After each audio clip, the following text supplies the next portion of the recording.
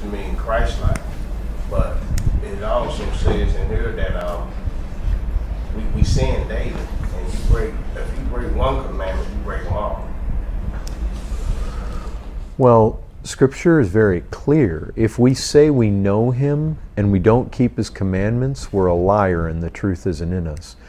Scripture says very clearly that not everybody inherits the kingdom, but those that do the will of the Father.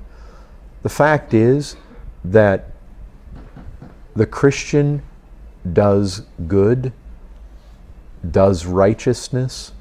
Yes, there is sin, but the thing that we find is that, here's the Apostle John. He can write, "Little children, I write to you that you sin not, but if you do," he's saying we have an advocate with the Father, Jesus Christ the righteous. He's made propitiation for our sins. The thing is, as God's people, when we sin, we confess our sins. He's faithful and just to forgive our sins. We have propitiation that's been made, and there's no condemnation. We live in this, as a Christian, we live lives where the Spirit of God is producing this fruit of love. And love fulfills the law. There's no law against love. Love is the summation.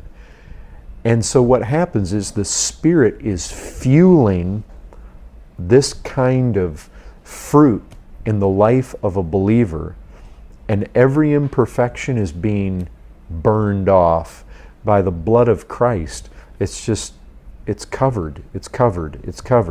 So you have the Spirit produce it. We are God's workmanship, and good works are foreordained, and they're being worked out in the Christian life, and every imperfection, every blemish is washed away. That's the picture. Christ's blood just washes the imperfection.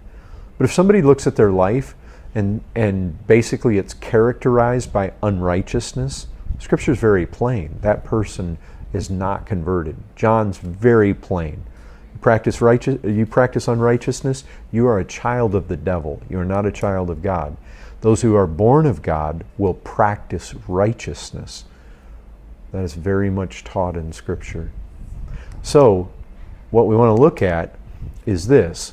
2 Corinthians 5 says that if somebody has been truly converted, if they're truly born again, if they're a true Christian, they're new creations in Christ. Old things pass away. All things become new. Basically what you have is a person who is dead in trespasses and sins has been made alive together with Christ. And that life is radically different than the life they had before. Is it perfect? No, it's not perfect. But it is moving to perfection.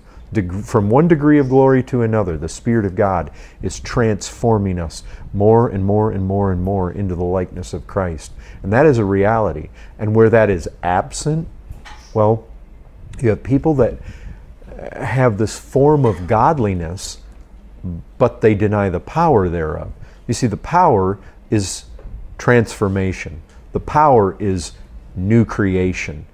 If that new creative reality is not present, then it's not true Christianity. It's not biblical Christianity. Life transformation will always accompany the forgiveness of our sins, always. When God declares the sinner righteous, legally they're forgiven, it always accompanies a real, practical transformation of life. And so, again and again and again, Scripture says, don't be deceived. Don't be deceived into thinking you're a Christian. Don't be deceived into thinking your sins are forgiven unless your life has been transformed the way that Scripture says. I can't see forgiveness, but I can see a transformed life. And Scripture is replete with warnings. Don't be deceived. Don't be deceived.